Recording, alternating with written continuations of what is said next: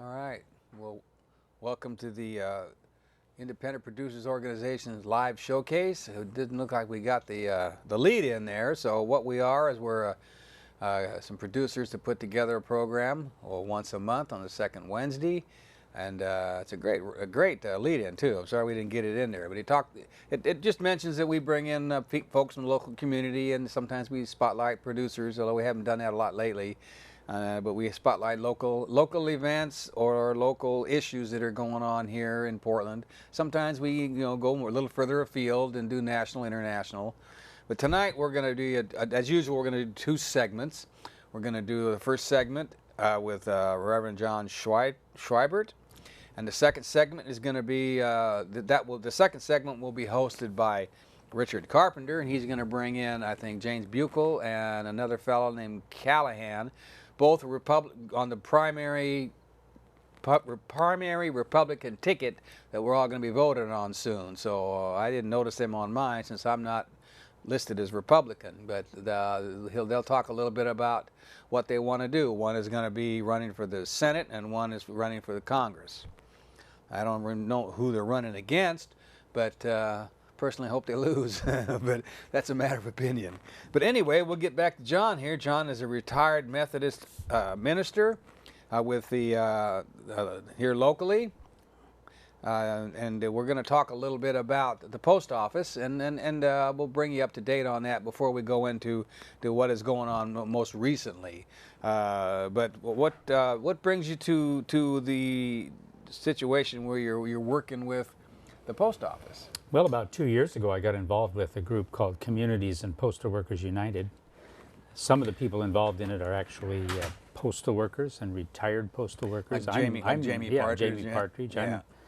I'm from the community. I'm just concerned about the degradation of post office services, which I think is actually planned at high levels. Mm-hmm. And high levels outside the government as well as inside the that's government. That's right, yeah. And it's all a part of, we believe, a strong attempt to try gradually to privatize postal services and end the tradition that we've had for over 200 years of a people's post office.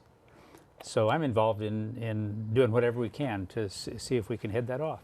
Right. So I mean, when you say privatization, it can mean a lot of things to a lot of people, and some people, possibly these Republican folks coming on next, they might think that's a good idea. But aside from the fact of whether it's a good idea or not, the way it has been brought about has been pretty I don't know, I'd use the word criminal, but at least pretty sneaky. Yes, absolutely. And how exactly did they do that? They, well, meaning Congress.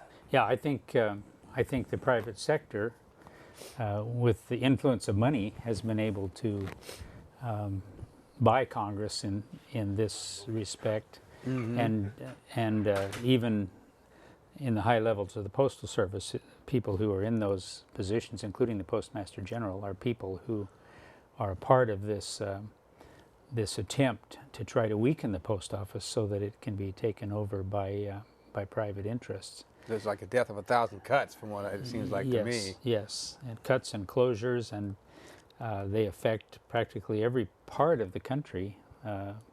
It's really serious in rural areas where post offices are being closed. And in our own state, like for instance, the Salem sorting facility was closed recently in spite of our attempts to prevent that. Attempts where people went to jail.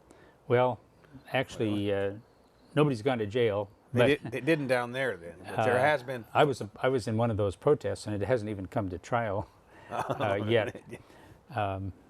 So we'll see how that goes. But as a result of that, people in Salem who used to get their mail the next day if they mailed it to or from other persons in Salem, now because the mail has to be brought to Portland and sorted and then taken back, have their mail delayed considerably.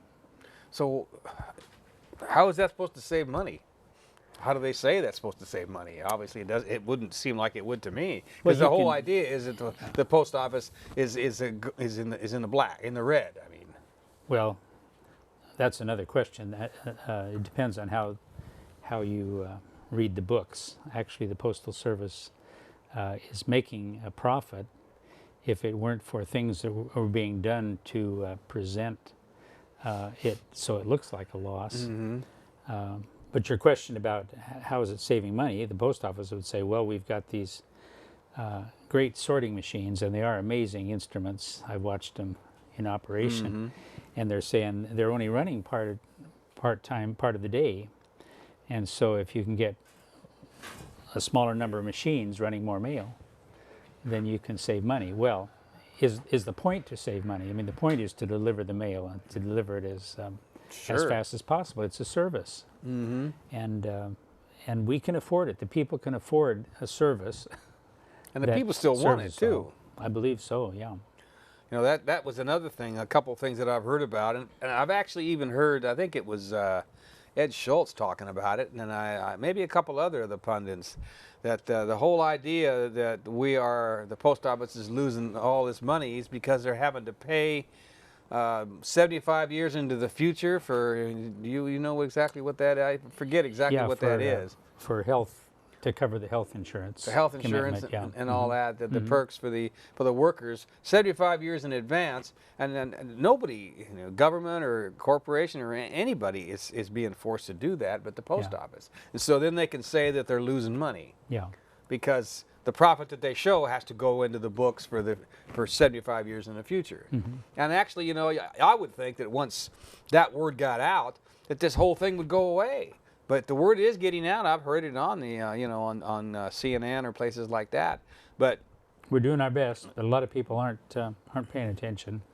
And why you think that they're not paying attention? Because they don't realize how important the post office is. In the day and age, it's another thing. It's losing money, and people are using email and things now.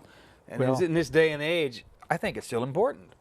It's still important, and in fact, those who are working mail will tell you that even though first-class mail has dropped because of people using email, in fact, standard mail, which is your packages and such, are actually increasing. My son runs a business where he sells things on eBay, and he talks about how much more he's putting in the mail every day. Well, he gets his orders by email, but he's putting packages in the mail. Well, that's a mixed bag because people are using more emails, so they're not sending letters. But as you say, if they're buying things, then those things have to be shipped, and they could be shipped with FedEx and the carriers that are corporate, but more than likely they're being sent the cheapest way, I would think, which would be the post office. And so that would go up, and I think, a letter is 45 cents or whatever, I guess that's what it is now, and packages are more money than that, so I would think that it would more than balance out. Yeah, and it's been shown that the United States Postal Service sends first-class mail for cheaper than any other postal service in the world. Really? Yes. It's much more expensive within their own country, comparing country to country within the country. I had never heard that. Yeah. And I've had folks come on, yourself one time before, and other folks that have come on, and I was astounded at some of the information that's come out that I did not know, and the fact that, first off, of course, the fact that they're having to put this $75 billion for. Well, that wasn't it. It was 75 years in the future. But however much money it was, it's making it very difficult for them to do business. And and because of that, they're doing things like shutting down sorting facilities. Now Salem isn't the only one. Might be the only one in Oregon. I don't know. But they're shutting them down in other places. This is national. We went down and joined a protest in Eugene, and because the plan, or in Springfield, I should say, actually, to shut down that sorting facility, so mail from Eugene, Springfield would have to come to Portland and be sorted. So far, we've been able to prevent that. When some people protest, that slows the process down. I think the higher levels of management of the post office would like to just try to see how many of these things they can put over on the public, and and see if people will accept them without a protest. Well, quite often they will, because they're really busy and they don't realize how important this is. You know, you don't know what you got until you lose it, and this is, you know, people think, well, who needs the letters? And they'll find out how important it is, because there's so many other benefits. And I worked for the post office in the '60s, just briefly for a couple of years, and I remember how it was all set up. You know, in every state there's certain sectional centers, and all the mail goes through that sectional center and then out. And the Salem is a sectional center, Eugene is a sectional center, Portland is, Bend. And it sounds to me like they might be shutting down all these smaller satellite sectional centers and trying to push it all through Portland, which is going to incredibly increase the carbon footprint alone. Mm-hmm. Mm-hmm. And I don't know how they respond to that, but they're just putting more trucks on the road and creating a bigger problem in that respect. And delaying the mail in the process. And delaying the mail in the process, and you know, I guess they say neither sleet nor rain nor snow will deter the post office from their duty, but it looks like Congress is doing a good job of it instead. Yeah. You know, that there must be something to be made of that. And I know you mentioned the rural, and that was one of the things that I really perked up when, I think it actually was Jamie when it was on, talking about how important the rural areas are, the rural post offices. And I had no idea. Yeah. What are some of the important aspects of having a post office in a rural area? Well, no one should be penalized just because they choose to live in a rural area. Mm-hmm. And the whole point when Benjamin Franklin advocated and set up the first post office was that because we are a government of the people, by the people, and for the people, then all the people should have equal access to information. Sure, and there was more rural than urban, Yes, back in yeah. those days. And people shouldn't have to pay more just because they live farther away. The idea was to equalize that cost and just see that as an essential service of a democracy. If it's going to be for the people and of the people, then it has to serve all the people. I know, I've seen it. There has been protests and informational protests possibly in rural areas, I think a year or so ago. Did you attend any of those? I did not get out there. Jamie did make a tour of a lot of those areas. That's right. And he got to see it firsthand, and in some cases got to join with people where almost everybody in the local community showed up and protested the proposed closure of the post office. Possibly people never protested anything in their lives Right. before. But but many of them have succeeded. So To being shut down? they've been able to prevent the closures, those post offices. For now, they know that they're going to have to keep being vigilant. Right, you have to, you have to keep your nose to the grindstone on that. Well, I never had thought about it before, but when you live in the city, it's not such a big deal. But when you're living in a rural area, your mail means a whole lot more than it does, I think, here in town. I mean, you're getting your paycheck, people get their medications. There's probably other ways to go about doing it when you're in a large urban area, but in an area out there in a rural. If you have to drive 50 miles to another post office, it's a lot different than here in Portland when you might have to go from Lentz Post Office to Cresswell or downtown even. It would seem to me is a big difference. And But it's a hardship on people. The importance, though, in a city of door-to-door delivery, because there are proposals to put up cluster boxes like on each block, so you would have to walk down to the corner to get your mail. Like and unlock the box. apartment houses or something. Yeah. Cluster. I hadn't heard of that. That's probably not a good idea. There's people who depend upon the mail, if they're handicapped or otherwise, have difficulties moving about, need to get their mail at the door. And somebody told me the other day I need to see that movie called The Postman with Kevin Costner. Kevin Costner. I haven't seen that. Yeah. I haven't seen it either, but it shows the importance of the post office to many individuals who depend upon not only a postman or a postal woman, a letter carrier, who brings the mail to the door, but who greets people, who knows if they have problems, if they don't pick their mail up, may actually knock on the door and to see if they're okay, and if they're not okay, may actually call someone. And they have found people who needed attention, but the postal person, the letter carrier, was the only one that was really paying attention to those needs.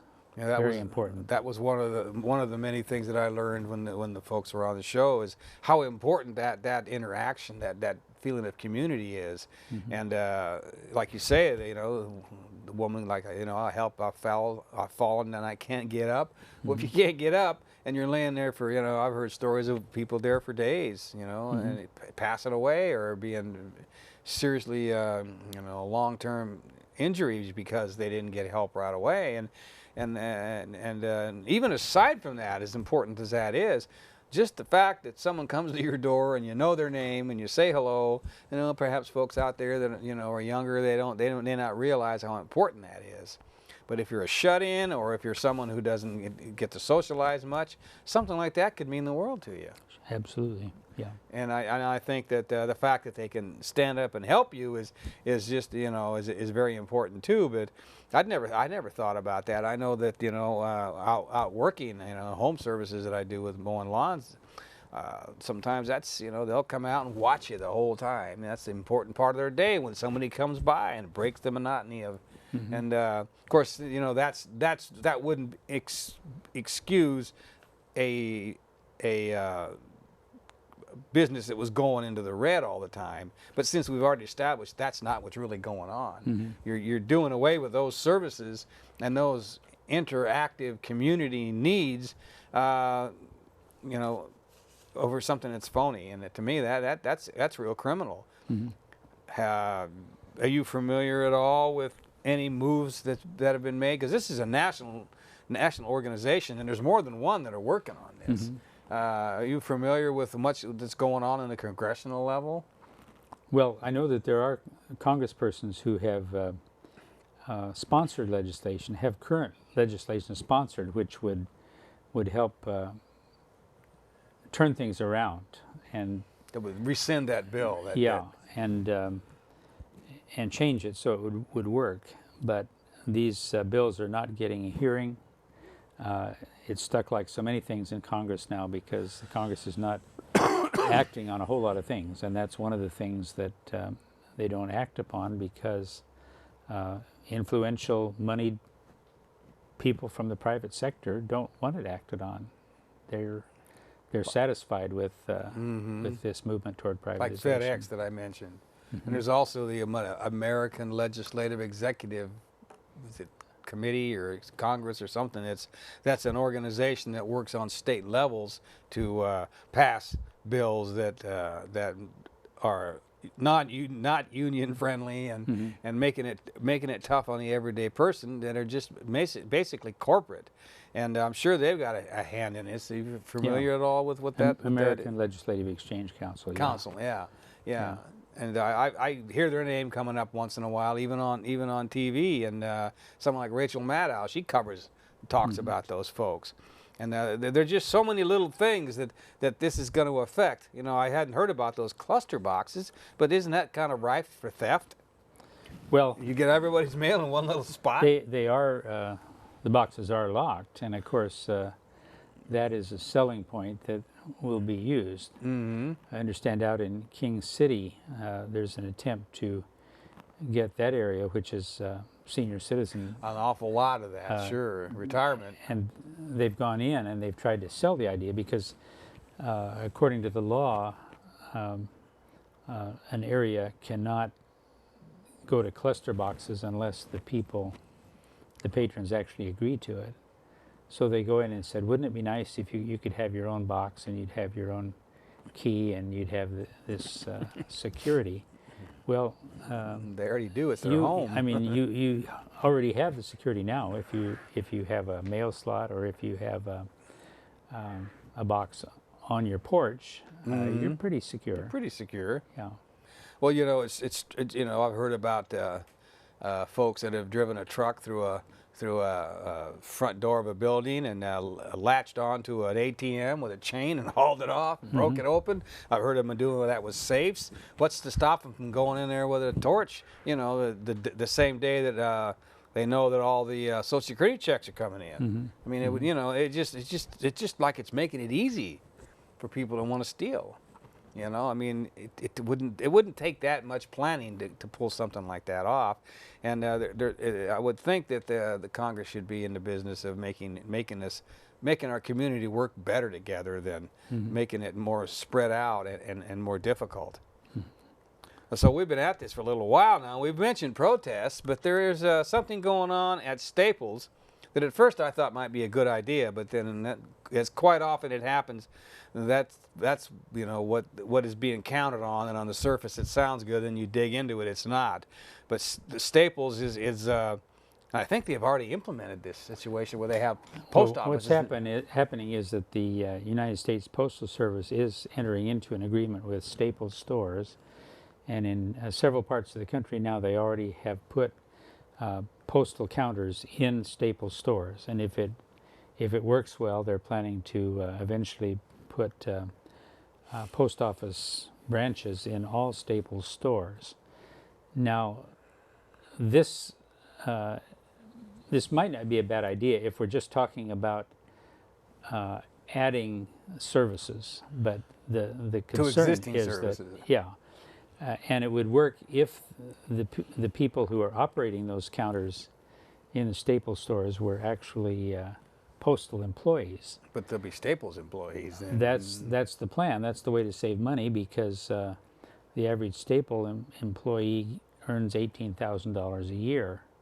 Obviously, postal employees earn considerably more than that. 2 or 3 times that much, probably. In fact, some of the greatest middle-class jobs are possible because of the Postal Service, which has helped lift a lot of people out of poverty by giving them a sustainable wage job. Sure, and veterans.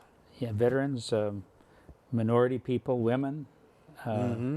It's the United States Postal Service is one of the most diverse in terms of its personnel. You can see that just from the mail carriers, let alone who's sorting the mail. What I did was sort the mail. I think I delivered one day, and it was like 104 degrees or something. I didn't do that very long, but so. Well, one of the concerns is that if you get a post office in every Staples store, then it's going to be easy to say, well, we'll have to close the post office that you're used to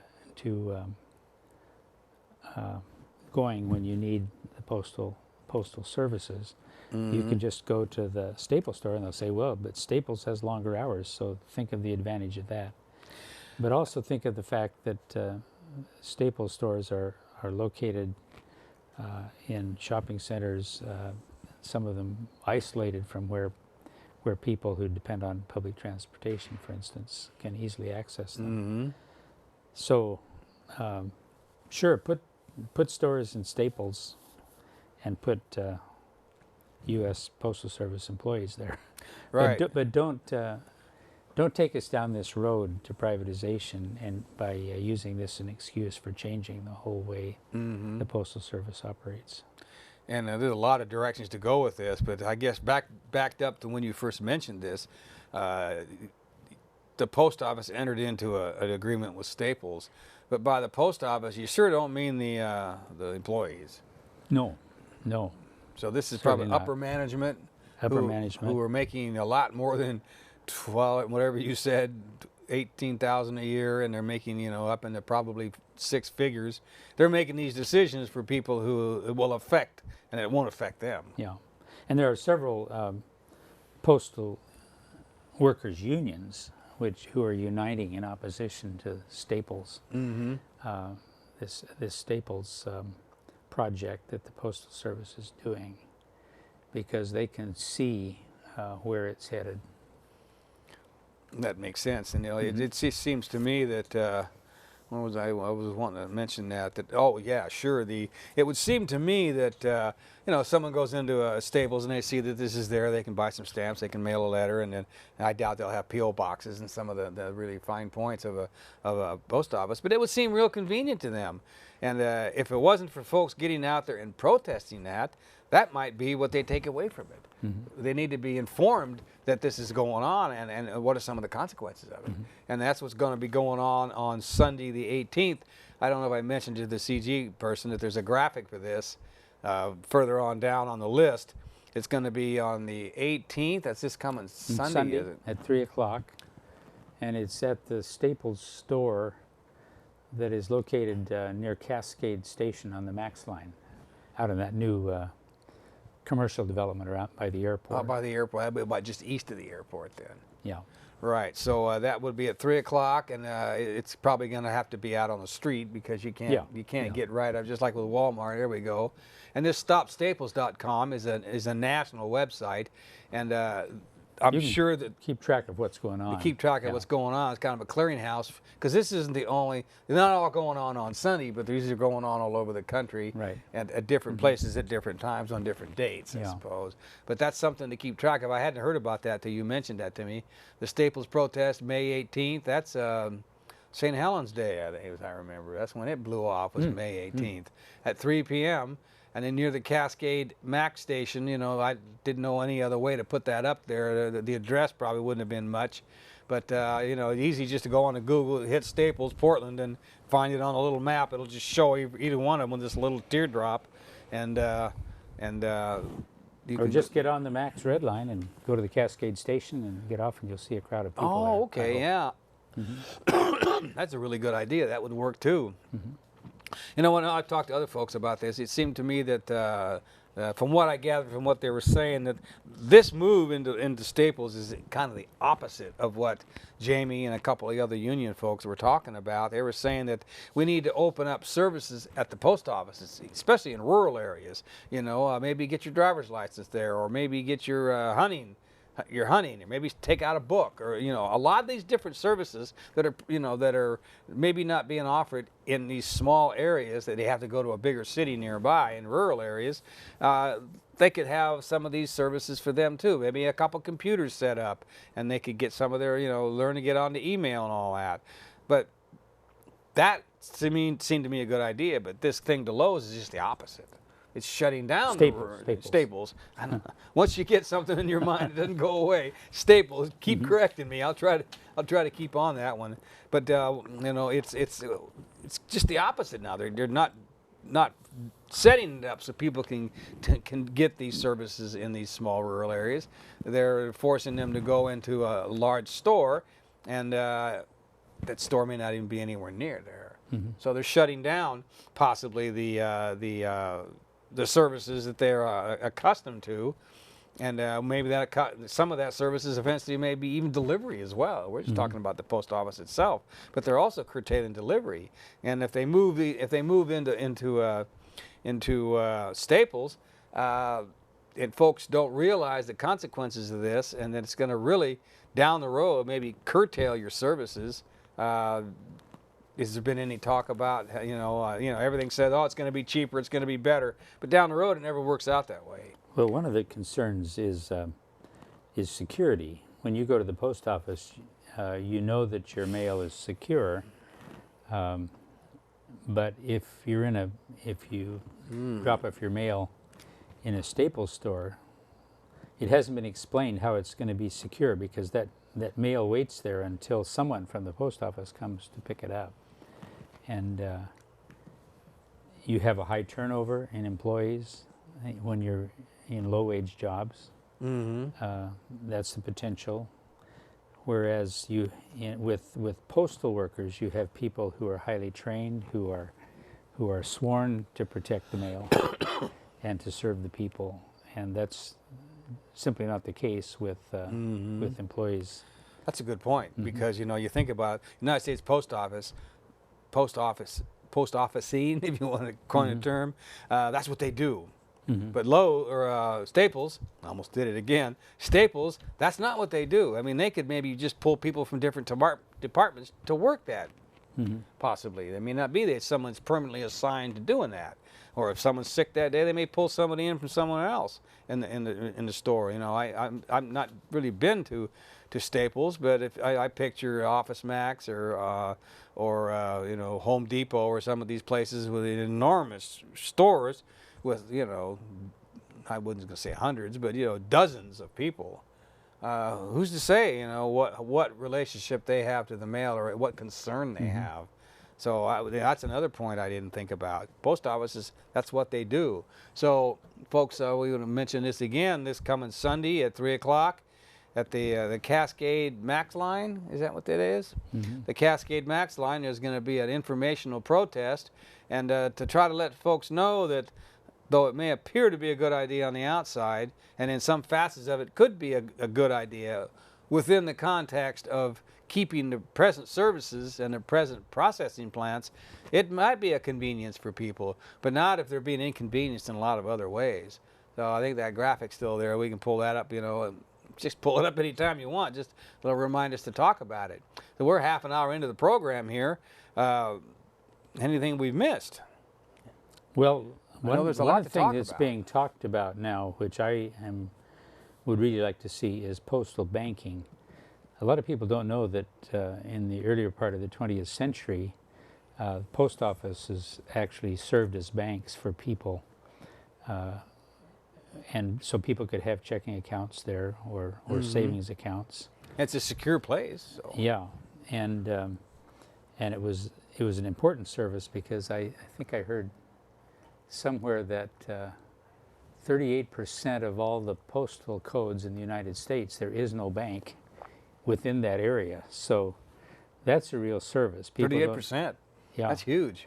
And also they would be public lenders, so people wouldn't be having to go to these payday lenders and those who charge an exorbitant fee. Oh, yeah. There would be a very, I suppose, a simple low rate of interest that would make it possible for people to borrow small sums of money to meet emergency needs and not at such a high rate of interest. Not a high rate of interest, yeah. Yeah, that I've seen things on TV about it where, you know, Channel 2 or whatever would go out and cover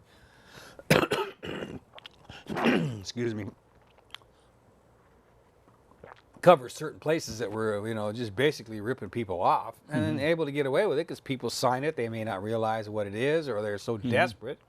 You know, we want to try to keep people from getting into the place where they're so desperate. Yeah. And if you have a bank nearby or a place that you can take care of this business, it would seem to me it would strengthen the community rather than fragment it. Yes. And what they're doing with this legislation and with the to me breaking up the processing plants, it makes no sense. And they have shut down some of these rural areas, and they're talking about not delivering on Saturday. For some reason, that's really affected some people. They think that's a crazy idea, not having it on Saturday. I don't really think it's a big deal in my life, but you know what happens if your check or your medication comes on a Saturday? You're stuck till Monday. Yeah. And there you go. You're making your community suffer for an act of Congress that is really being put there for a long-range privatization scheme. How long ago was this put in? Which now? The law that was passed that got this ball rolling. I think it was the law that created the extra financial burden on the post office was in about 2005, I think. So we're looking at, it's been like 9 years down the road that this has Yeah. happened. And you know, folks out there, have you heard about this? You know, think about it. How much have you heard about it? And how much have you heard saying, oh, the post office is losing money and it's not, and a lot of what you hear, I think, is that the post office is getting funds from the government, and it's, from what I understand, it's not at all. No, when Congress set up the United States Postal Service back in the mid 70s, that was the understanding that the post office would have to operate like a business, and therefore it would have to pay its expenses out of its revenues, and it is doing that right now. its revenues exceed its expenses if you don't count these other burdens that have been burdens put put on. by Congress on the post Right. office. And the post office really is one of the most successful business operations that there is, and I'm proud of the fact that it's a public, people-owned service that's successful, and And it provides there's good no jobs. reason to weaken it. And of course, one of the reasons why private enterprise would like to take over the post office is because it is profitable. Yeah, that's something it's a good point. Is if it wasn't a growing concern, then they wouldn't want to privatize it. That's right. You know, they would just let it go. But it seems to me that these schemers, they've shown really creative. A lot of times, what happens is the Congress or the city or whatever, when they want to privatize something, they just shut down the money that goes to it. But since they're living off the money that they bring in, they had to get creative and somehow make that money not sufficient. And that was a very creative, if very evil way to do it. It seems to me. One thing that's not generally known is that after Congress created the Postal Service, out of the original post office department, and said it had to operate like a business. Then when it started operating like a business, it started doing things like, I don't know if you remember when copy machines came out. Oh, there was yeah. a copy machine in the post office. Every post office That's had right, one. they did, yeah. And they got the money to pay for the cost and a little extra. Mm-hmm. And but some private companies objected. They said, well, they're competing unfairly with the private sector. So Congress was pressured to pass a law saying that the Postal Service couldn't have these copy machines. They couldn't help the community out. Those copy machines probably would, at that time, probably cost a nickel. And I don't know what they cost now when you go into these copy places. They're probably a whole lot more than that. That's just one of the many functions. I know that I used to go in the post office and they'd have all the forms for taxes. Those aren't there anymore. And I don't know why they would do that. I mean, those are federal forms. They're not forms that come out of the Forest Service or the post office. But that's probably one thing that they got cut because whether or not they were complaining or not, but they have to make changes. And I'd rather see they make the changes that you're talking about. Turn it into a bank. Turn it into, like other folks have said, get your hunting licenses, your fishing licenses there, because the folks in rural communities, that's what they do, and it probably is a source of food. It isn't something they just go out. It's not sports hunting and fishing. It's more towards hopefully subsistence, and they're going out there and taking advantage of a food source, and then it's much cheaper. Of course, when you start adding up. But every year I understand these licenses are going up, but that's something you have to deal with. Looking at my notes here, what we've talked about, we should probably mention that you have mentioned that there has been protests, like Jamie going all over the state on the rural protests, but there's been protests downtown. I taped it when a bunch of folks I knew got arrested, and I don't know whatever happened with that. Generally, these things are just kind of kept. Seems to me a low profile, and they don't go to court for months. People forget about it. It's just a way to let it go away. And they've been all over town, downtown. They've been in Salem. Recently, there's been one or two, I think, out at the main post office. And they sometimes have a different theme. I think one a while back had to do with trucking. You remember what that one was about? That was just recent. It's another thing that's happening. Yeah, the hiring of the people that truck the mail. Yeah, private companies that are entering the contracts, which if you look closely at them, you find out that they're not saving the Postal Service money, and in fact, they seem designed to feather the pockets of private corporations, and we've tried to call attention to that. In fact, we actually did blockade a truck. We surrounded it, and they were not able to move. And I hope you got on the news, because that's what that's all about usually, is to help get the information out of what's going on. Not much on the news. In fact, I talked to a person on the Oregonian staff, and he said, unfortunately, protests are not news. Unless it's Occupy Portland, I guess. Well, except even so, Occupy Portland kind of ran the course. By the time it was toward the end of that, the press wasn't showing up, or if they showed up, they put something on their online edition, but it never made it into that. Well, there was print. a bunch of cops out there with their uniforms and their nightsticks and all, and there was chances of violence or whatever. They'd be there in a heartbeat. But they don't want to get out there and put the information out, because they'd have to interview people while they're there. And then of course, even when they do that, they just give a 5-second, 10-second soundbite and try to spin it.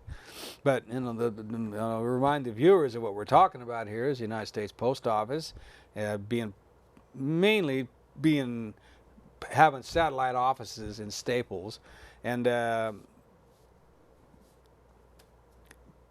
Post Office or whoever is trying to privatize this, they're counting on people not paying attention, just like they're counting on people not knowing about the privatization of the transportation, which is going to end up costing more money in the long run. So if these things are implemented, and they will be implemented unless the people stand up, is that a fair statement? Yeah, sure. They will. Then down the road, this is going to cost you more money, and they're doing this under pretense that the post office is losing money. They don't want to tell you why, and they need to implement this. You know, the private sector always does things better, except it never does, it seems like.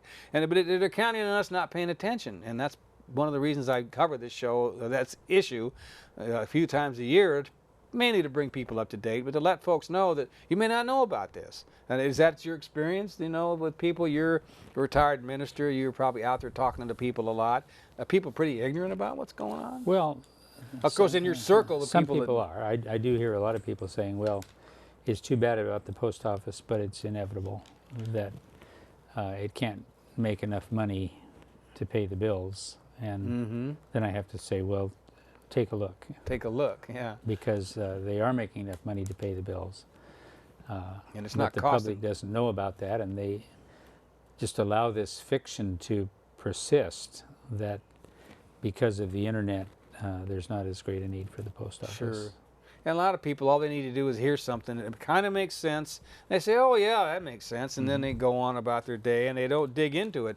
And, I was going to mention education a little while ago. There's a move to privatize education from a lot of different directions. And our education system is in there not to teach you to think critically, but just to accept the corporate, like Ralph Nader says, you're either growing up corporate or you're growing up civic.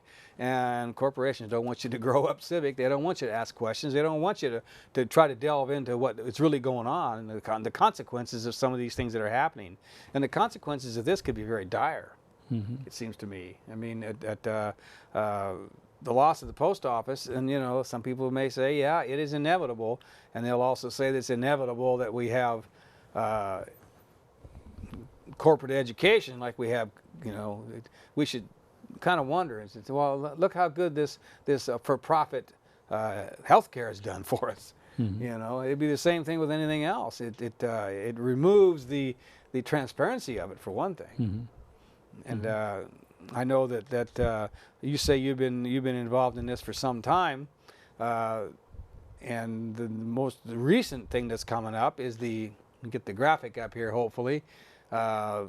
This coming Sunday, the 18th, Mount St. Helens Day. What was that, 1980? Yeah, it's been a while. What's that? 34 years now.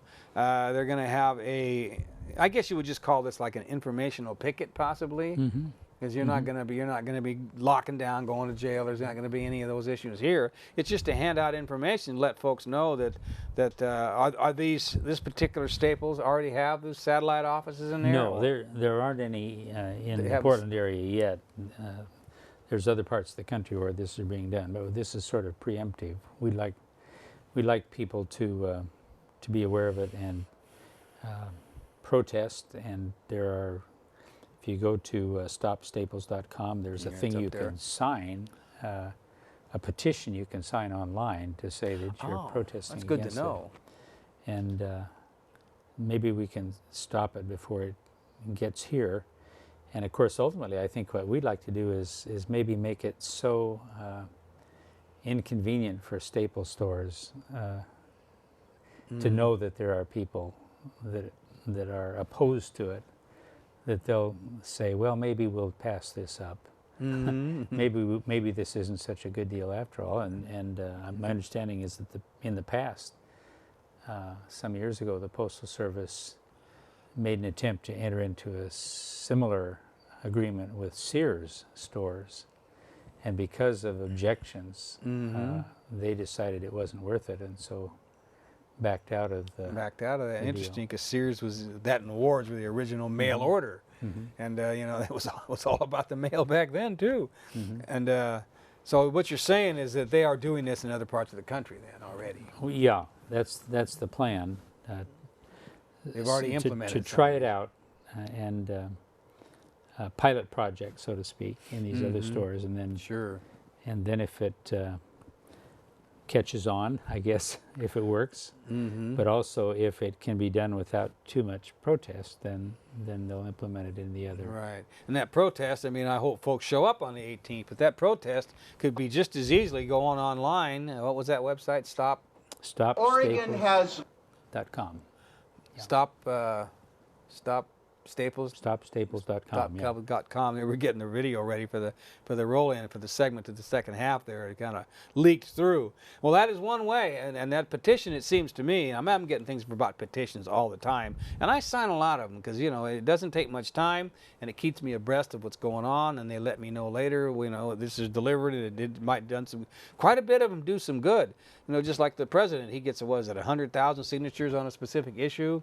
Are you familiar with that? He gets 100,000, and he has to at least respond. And if they get enough, then they have to do something. They may just say, the hell with it, we're going to continue doing it. But if they get protests in areas that already have them, and especially protests that people don't want it to show up, I think that this is a very good way of stopping this. And of course, there'll be another something or other right next. I mean, I don't know. Do you have any idea what they got planned next? No. We're ready for anything. You're ready for anything. Pretty much have to be ready for anything. So I know that we're getting ready for we got about a 14-minute clip. We're going to play a little bit about it. I don't know if you knew about it, but they had the global cannabis march last weekend. I don't know how you come down on that, legalization or whatever, but the medicinal use of it's pretty important. And Representative Blumenauer spoke. He spoke for like 14 minutes, and he hit all the main points about the incarceration of people for nonviolent crimes and all the different things that are going on with it. And I don't know if you've had any I haven't been actively involved in it, but I've watched it with great interest. Would you watch it with interest? And I think it's an interesting thing, along with what Sanjay Gupta has done on CNN. And actually, I think the government or the EMA has already come up saying that there are medical uses for it. How good they've known that for 5,000 years in India and China. It's nice that we're catching up. Yeah. But Blumenauer had a lot to say, and we'll go into that in a minute here. But anything that you might want to add to everything we've done? I know we've covered a lot of this. Yeah, I appreciate your including me in the program All today, right. and it's Communities and Postal Workers United, which I'm involved with, and I'd be happy to talk to anybody that might be interested in being a part of the work that we're trying to do. They can reach you through that Community and Postal Workers United? All right, and is that local or is that a national? It is national, but there's a local group. So that's Communities and Postal Workers United. That's an easy one to remember because it just Yeah. hits all the points. So, all right, we've got this clip. I appreciate you coming on and responding to the query from Jamie Partridge, looking for someone to come on and talk about this issue because he never has any time anymore, it seems like, to do this. So we'll play this like 14-minute clip, then we'll come back with James Buchan and forget Callahan's first name. They're Republican. They're running a Republican primary for the Congress and the Senate here in Oregon, from Oregon. All right. Okay. Oregon has led in innovation nationally. We protected our beaches, the bottle bill, land use. 40 years ago, Oregon was the first state to decriminalize marijuana. And I was an impressionable young legislator, actually voted on that legislation. And there was another debate that occurred during that session. It was led by a conservative Republican pig farmer from Hermiston, Oregon, a remarkable gentleman named Stafford Hansel, who had a distinguished career as a long-term state legislator. He was active in administration. He helped protect the land use system. But Stafford gave what I think was one of the most compelling speeches I've ever heard in my life. Here was a conservative Republican, didn't smoke, drink, swear, who got up and led the state legislature through a tutorial. He pointed out a package of cigarettes that killed 400,000 people a year that was legal. He had a bottle of Jack Daniels. I think it may have been the only time he'd ever held a bottle of liquor.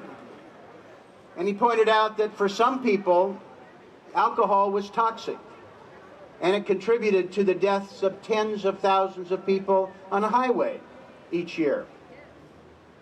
And then he had a baggie with a marijuana cigarette. And he pointed out that people didn't die from it, that it wasn't as addictive, it wasn't as destructive, and that it was illegal. And he proceeded to defend a bill we had on the floor of the House that would have authorized 2 plants for personal consumption.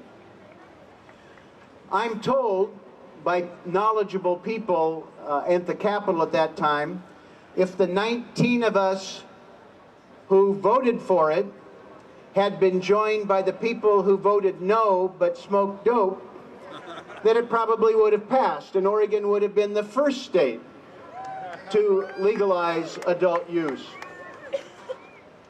At the same time, Oregon was having this discussion about a more rational approach to marijuana.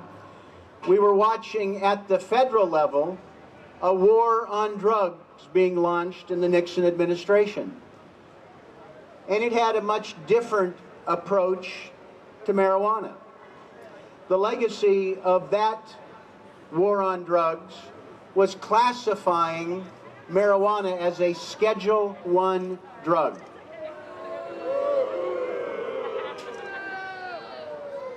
The consequences of that are legion. First and foremost, as you know, classifying marijuana as being as dangerous as heroin or LSD is simply false. It's false. Telling people that it is more dangerous than cocaine or methamphetamines, Schedule II, the meth epidemic that is destroying rural and small town communities, suggests we've got our priorities upside down. It also suggests to me part of a need to reappraise what can only be described as a failed war on drugs. We're spending $25 billion a year. We are arresting 750,000 people a year for something that most Americans now think should be legal. And there are, as you're well aware, some of the most egregious racial disparities targeting young African American men greater than any other sector of the population, even though their use is no greater, maybe even a little less, than white young men. And there are people doing time now as a result of the consequences of this act. We've been involved in Congress in the effort to help rationalize our drug treatment, drug approaches. Part of it is to make sure that the federal government is not interfering in medical marijuana. Part of the lie in federal statute as a category with Schedule I narcotic, it has no medicinal therapeutic value. Not true. And luckily, voters starting in California in 1996 as the first state, followed by Oregon in the next election. We now have 21 states and the District of Columbia representing over 106 million Americans who have access that's legal under state law to medical marijuana. A million Americans now are legally authorized to have access, and I have heard countless stories about the difference that it has made in their lives. Part of what we're doing in Congress, and I will tell you, I'm encouraged because we now have 13 pieces of legislation, most of it bipartisan, to try and bring some sense into this upside-down world that is marijuana regulation in the United States. We have legislation and bipartisan support to stop the lunacy of making legal marijuana businesses be all cash enterprises. What's the logic here? If you care about money laundering, if you care about tax evasion, or just burglary, forcing perfectly legal enterprises to pay their taxes with a shopping bag full of $20 bills doesn't make any sense at all. Or because of a quirk in the tax law, forcing them to pay 2 and 3 times higher tax rates, again for perfectly legal businesses, is wrong. But I will tell you, some of you are familiar with a conservative Republican tax advocate, Grover Norquist. Grover was with me at a press conference for my bill to allow legal marijuana businesses to deduct their business expenses. That's how far we're coming. That's how far we're coming. Wednesday, on the floor of the House, I had an amendment that would have allowed our veterans to be able to talk to their VA doctors about marijuana.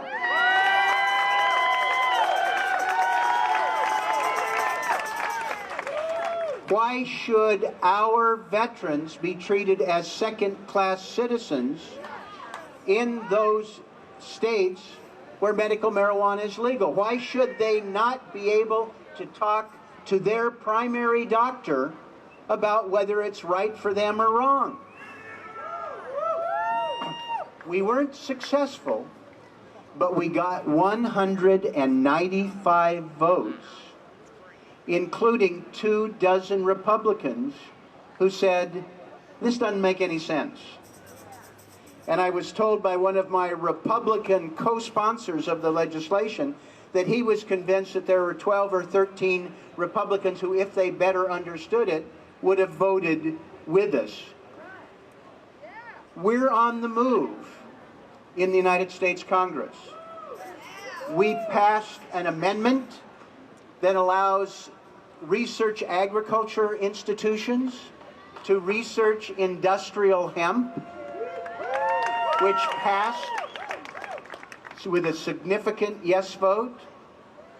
We now have a dozen states that are poised to allow industrial hemp production And we have signals from the administration that these are part of the smaller fish that the administration's not going to fry, that we'll be able to proceed with this.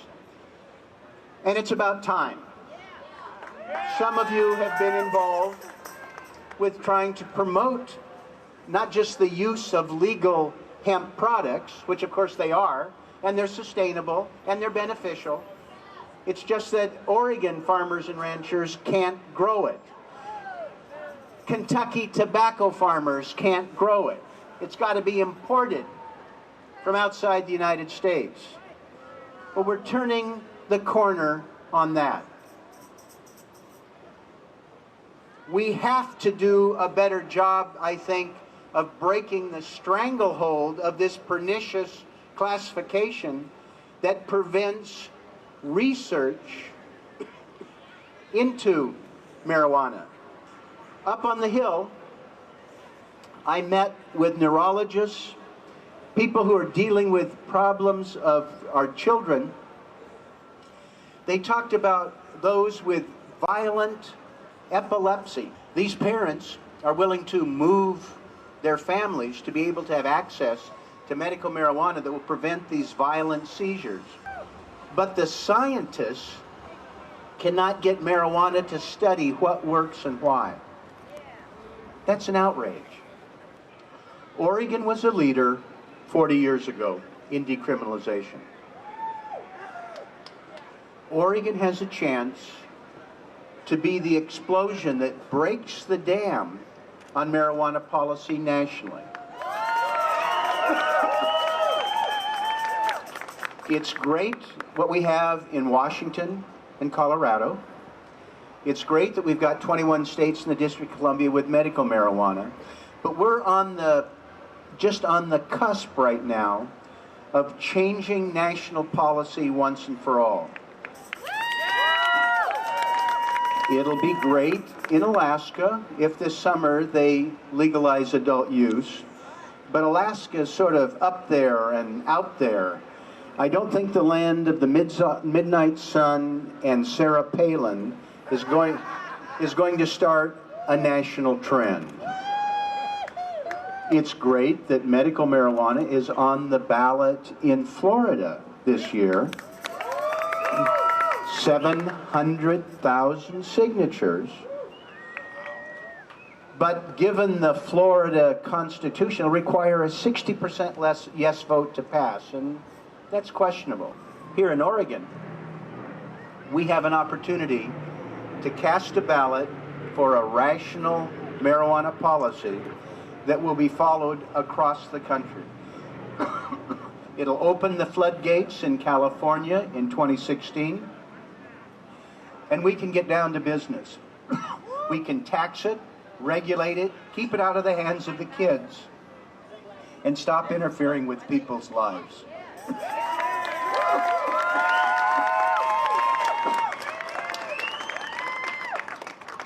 I'd ask you to study it, get involved, sign a petition, and spread the word so that we can have success this November.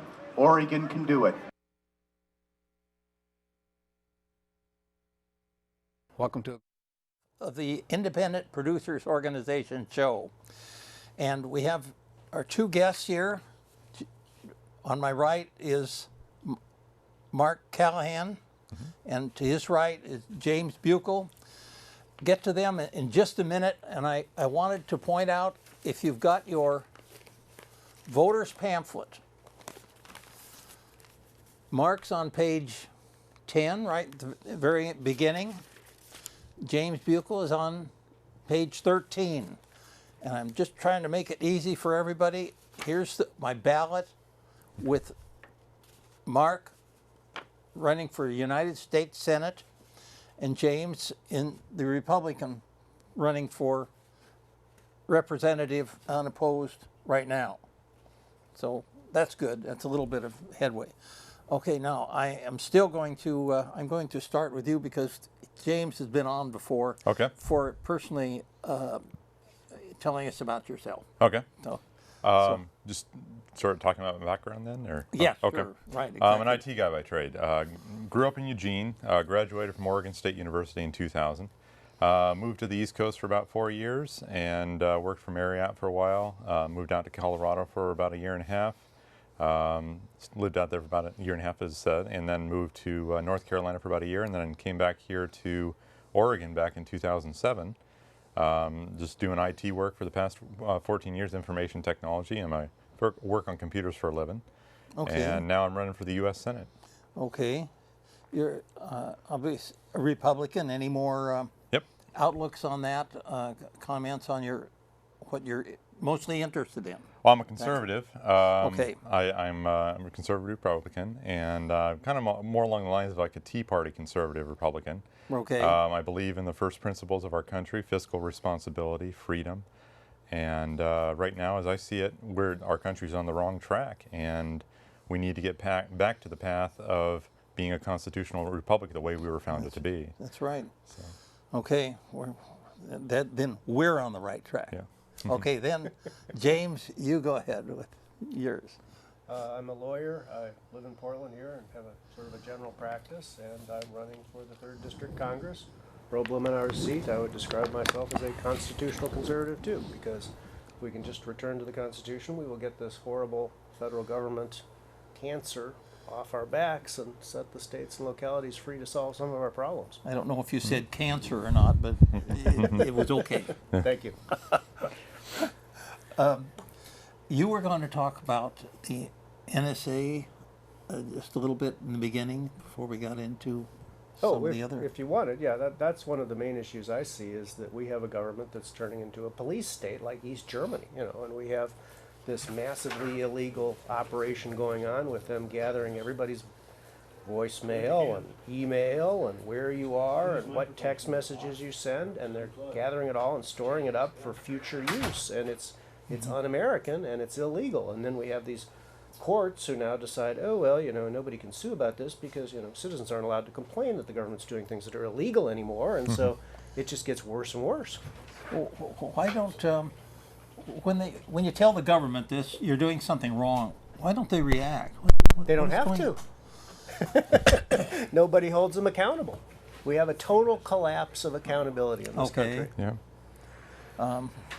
That doesn't make it any easier, does it? Because there's more than one thing that we're having the problem with the regime. Oh, yeah. That's the correct word for it, that we have to deal with.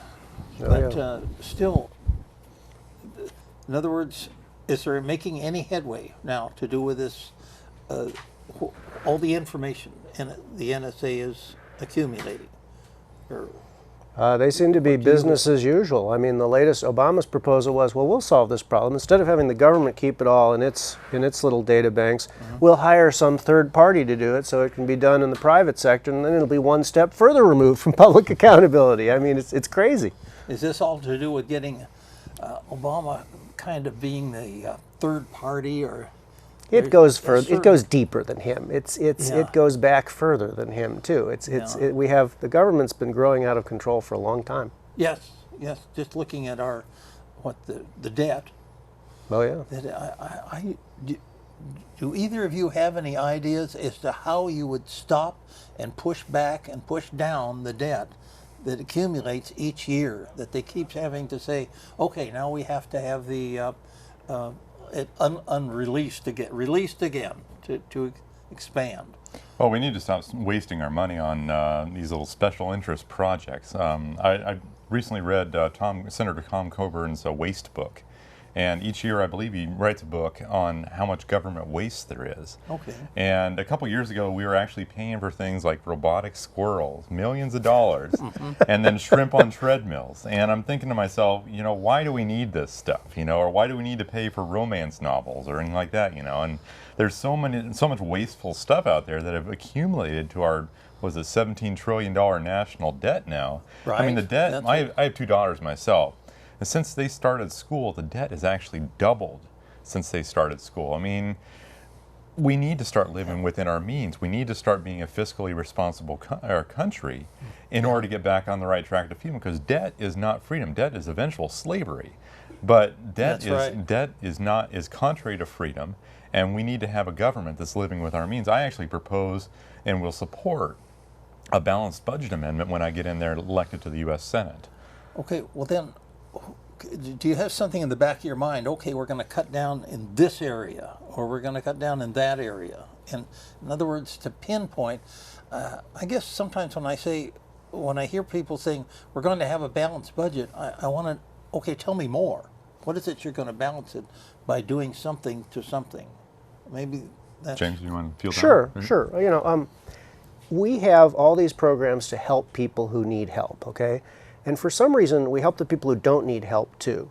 And so we have people who I need to be attended by a nurse because I like to wear diapers and I'm disabled, and we pay that, and then we pay the old widow who can barely walk and needs help to live, and we don't distinguish between, the deserving poor, so to speak, and the undeserving poor. And we do things like we subsidize, people. I stand in line at the Safeway, and some punk will come in and he'll have a fight with the cashier in front of me about why can't the food stamps pay for this hot sandwich that he just bought that's pre-made and everything. If we're going to help people, maybe we should help them to the point of, bread and beans and milk and hamburger once in a while and something. But to buy people, buy people these fancy subs and these $8 to $12 a pound cheeses that ordinary people can't afford, there's a lot of resentment building in this country because we see so many freeloaders who are living off of the others, and the ordinary people know there's something wrong with this. Now, that's not just true, however, with respect to poor people, that's true with respect to corporations and defense companies too. Right. We have built an empire overseas with all of these, $10 billion embassy in Baghdad. Why do we need to have a $10 billion in a single building in Baghdad? Why do we need to be in hundreds of different countries? And at the same time, we spend all this money all over the world building this empire. We can't even defend ourselves in space. We can't launch our own military satellites anymore because the Russians just cut off our rocket engines, And so we're in a position where the future is about space, national defense is about space. It's not about paying corporations hundreds of billions of dollars every year to maintain palaces all over the world, We have to get real about what we can afford. Okay. I never heard that about the... Just happened 2 days ago. Oh, it helps to be able to get this information too. No, that's right. It's the thing about the food stamps you were talking about. I wanted to go into it just a bit more. I go by and I see these like at service stations. Your EBT is good here. Well, wait a minute. How come it's good for gas? I mean, I thought it was supposed to be for food, and then other or things. Cigars, or strippers, or whatever you can stick a card into. Oh yeah, we'll pay for that. Why not? We're it's just on the taxpayer's nickel. Who cares? and then I think people are going in for more than one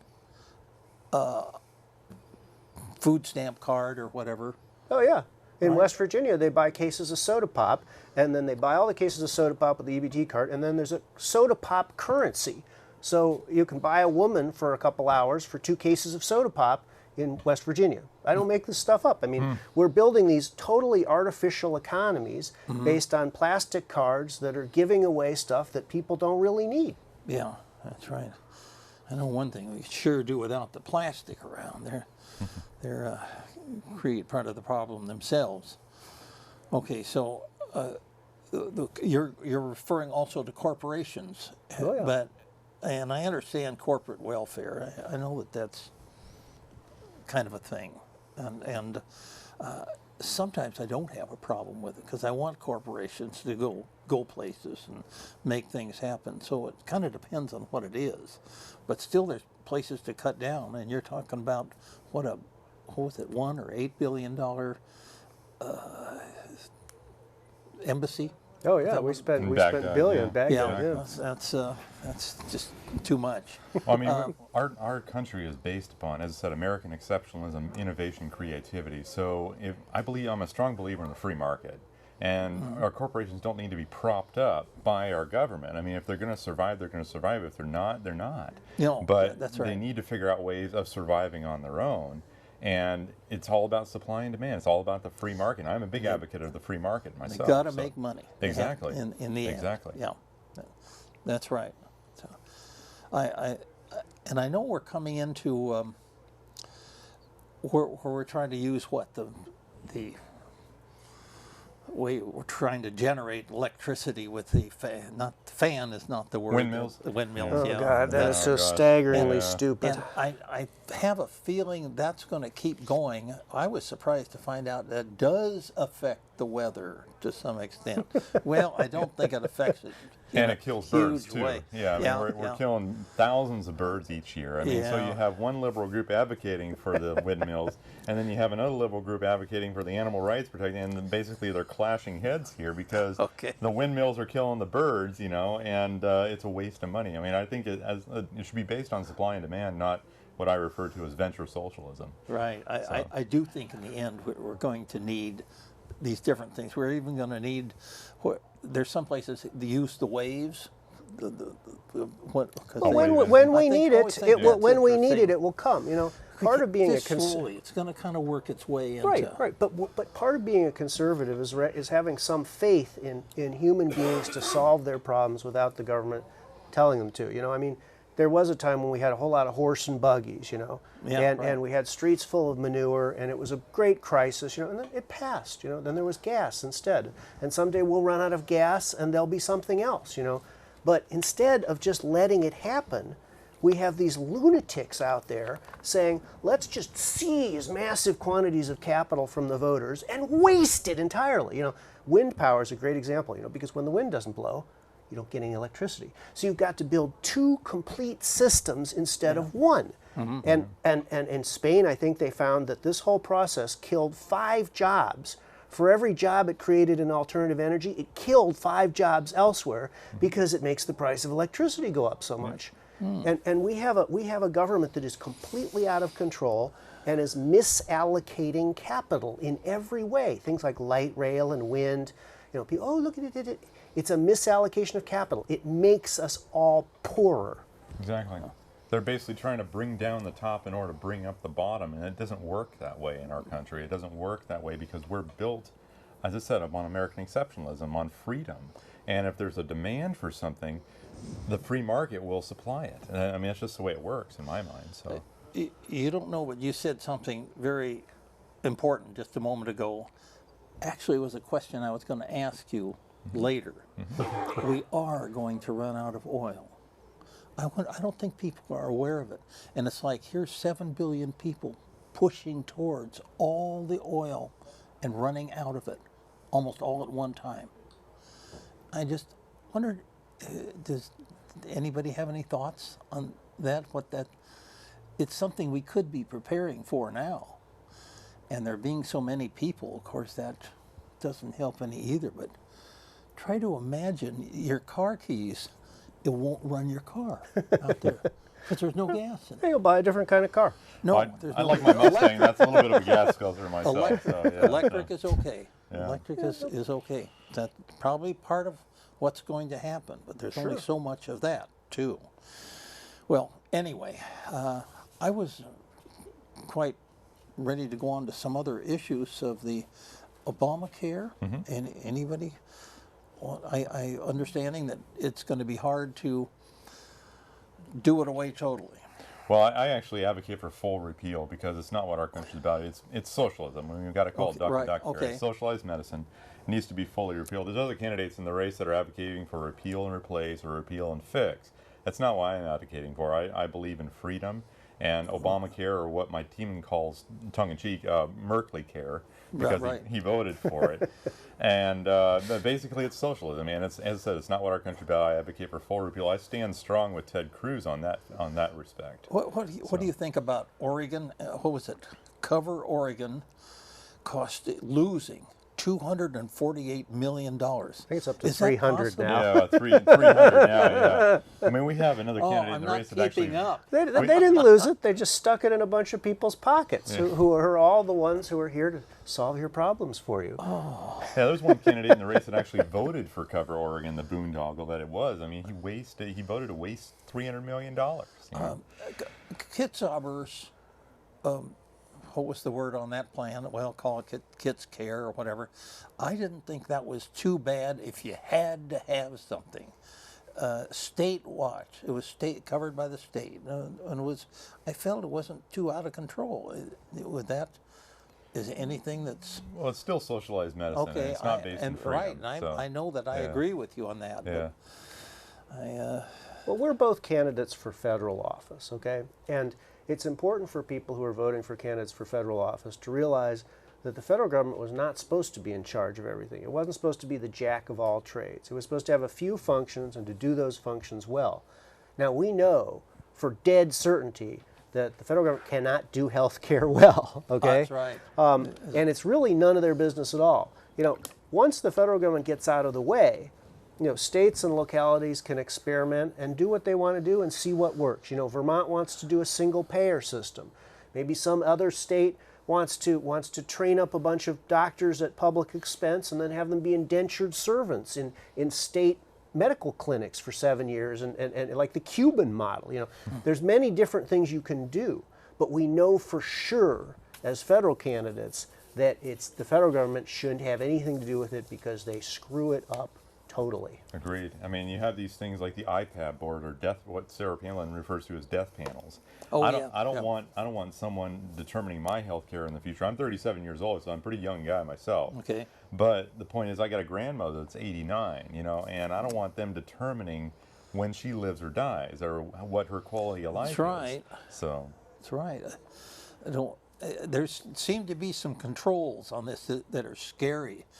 I remember Lisa Michaels, who ran for office in Southwest, and I'm sure you both know, she was really involved in that kind of thing, and so it's scary.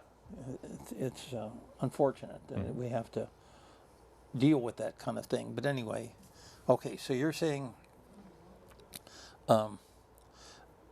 you probably still want to get rid of it totally. Yep, completely. Okay. I never quite. Well, I'll tell you. Okay, let me move. Any thoughts on transportation? The light rail that we're having. I'm going to move to that. James, you want to talk about that one? Or? That's a remarkable one. You know, I mean, there's this ancient principle in economics called that which is seen versus that which is unseen, okay? Okay. And the ordinary crappy economist and the average politician says, look, we spent some government money. Look what you can see how we spent it. Look at all these wonderful benefits, okay? But what you don't see is that you took that money away from someone else, and you don't see what they would have done with the money. So light rail is this perfect example of the greatest fallacy in political economics, okay? Shell game, Yeah, because you take this money and you arbitrarily enrich a bunch of people who live along these lines, and you put in this 1890s technology and say, look, I built a train, you know, okay? Whereas here we are in the year 2014, and we have companies like Google that can build self-driving cars, and what we should have is like a computerized network of electric buses where you type into your phone, you know, what your route is, and the buses automatically schedule each other and drive over all the streets. You could do all kinds of things, but instead you have these idiots grabbing all of our money and buying toy trains. It's mind-bendingly aggravating to watch this because you see such a bright future being ripped away from us by, as I said, the greatest capital misallocations in the history of the world.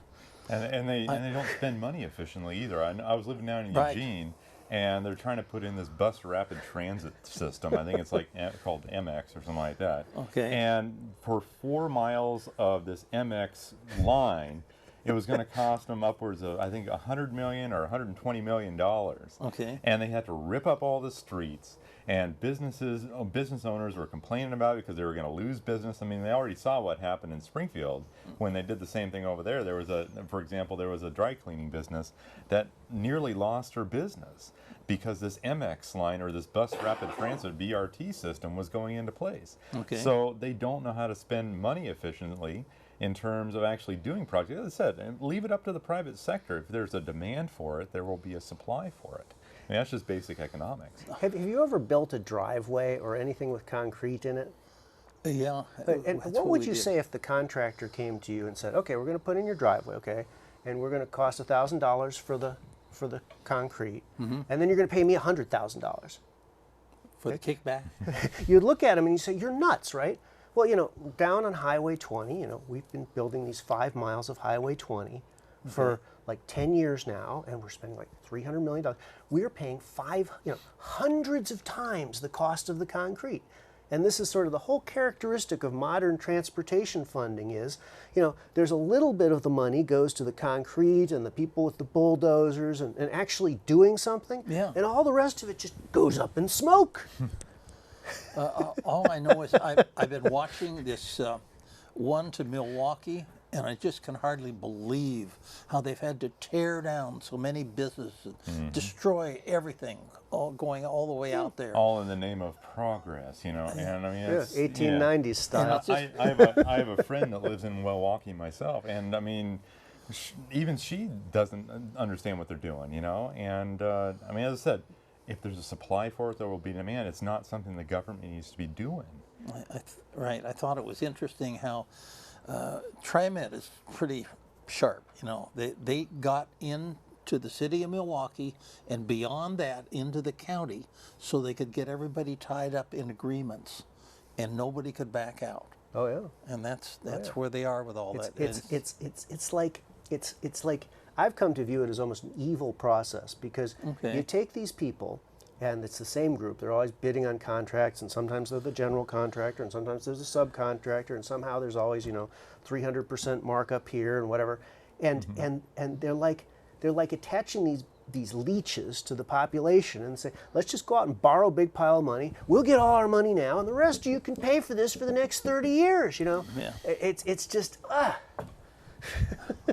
Have a toll bridge on a MAX line, maybe. Right. Who knows? Well, Yeah. of course, it already costs money to. I mean, then you got that be on it. CRC that they were proposing, and Yeah, finally yeah. that got killed. I mean, from what I heard in the legislature, It was that close? finally got Yeah, killed. yeah. Yeah. But I mean, that was a waste of money too. I mean, 200 million. Yeah, exactly. And that was just for, I think they spent 80 million between two companies on a study or something like that. And I mean, that's just a waste of money. What do? Don't you go to the legislators first and say, what's the chance of doing this if all these things come in positive? Yeah. Well, there's a great lady that gave a good speech at a recent Clackamas Americans for Prosperity meeting, Tiffany Couch.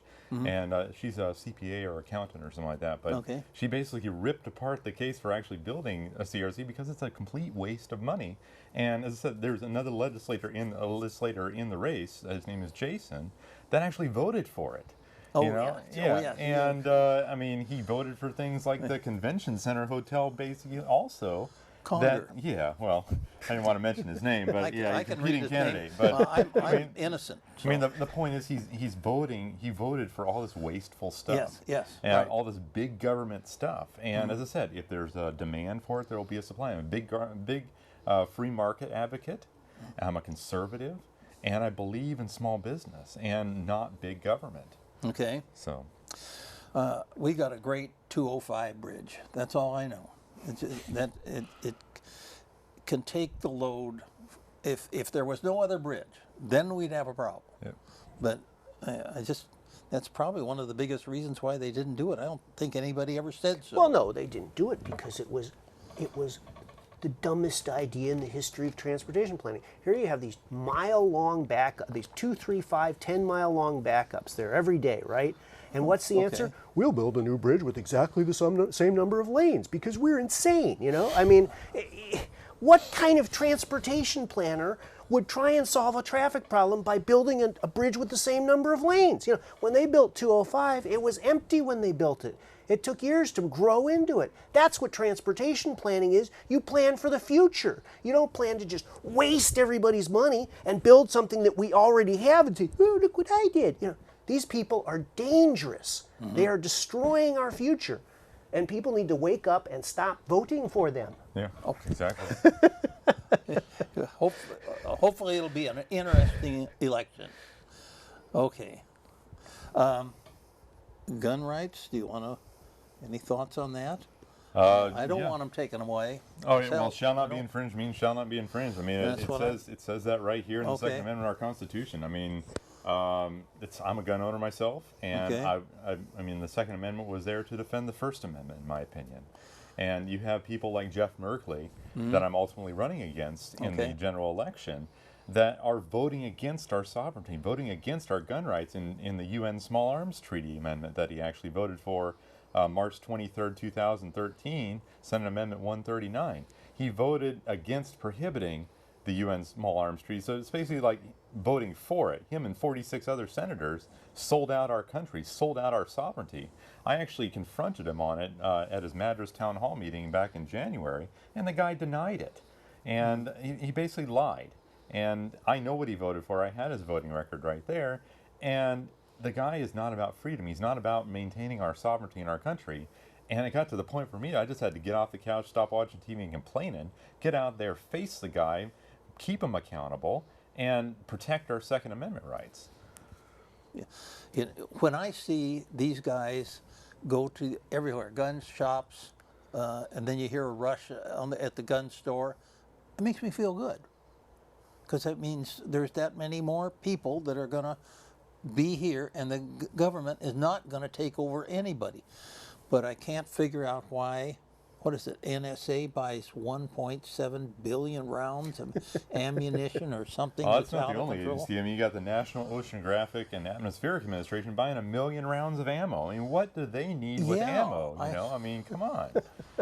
Well, they say it's to keep it away from our hands. Oh gosh, that's meddling can in the that free be? market right Well, there. they Yeah, say exactly. they say it's to train their agents, Oh, and that yeah. they need, you know, they need a Billions? couple thousand rounds per agent, and then they've got all, and then every agency has its own little army now. You know, the education department has SWAT teams. You know, oh, you might have stolen something in your student loans. You know, let's break down your door at 6:30 in the morning with 17 armed men and a tank. You know, because we're the Department of Education and we can. You know, Yeah, it the sounds- Social Security Administration, Department of Education, NOAA, National Oceanographic, what is it, NOAA, National Yeah, Oceanographic yeah, and something like Atmospheric that, yeah. Administration. Yeah. They've all got their own private armies now. I mean, they they can- need a lot of bullets for that. They can justify it however you want. It basically sounds like a big game of these aren't the droids you're looking for. You ever watch Star Wars? Where I they do don't. these aren't the droids you're looking up for, move along or something like Oh, that. okay. That's what the government's playing right now. These aren't the droids you're looking for. I mean, it's always about misdirection, and we need to get in there. I need to get in there and actually start holding them accountable, including our president. Which, I mean, if he doesn't stop lying to the American people, he needs to be impeached and convicted. So, Oh, okay. yeah. No argument there. No, that's fine. Amnesty. I do want to talk about that. I've seen some just really insightful write-ups about how the people coming in, whether Islam, from every other country, are not being willing to accept. I mean, this is almost aside from amnesty. This is still the same thing. Not being willing to accept the, shall we say, the American patriotism. They're saying, well, we got our own, whatever. We got our own thing. They're talking about Islam, Mexico, you name it. They come in and they do not want to assimilate into it. Now, of course, if somebody assaulted onto the same to our country totally, then of course they join. I suppose everybody would join together. I'm optimistic in that thought, but I am saying that there's problems with people not willing to accept our way of life totally. Well, they called our country the Great Melting Pot. I mean, Yeah. right now you have little factions all around our country, that basically are saying, "Oh well, I'm so special. You have to respect me. I'm so special. You have to respect me." But the point is, if you're going to be in our country and be an American, you have to follow our laws.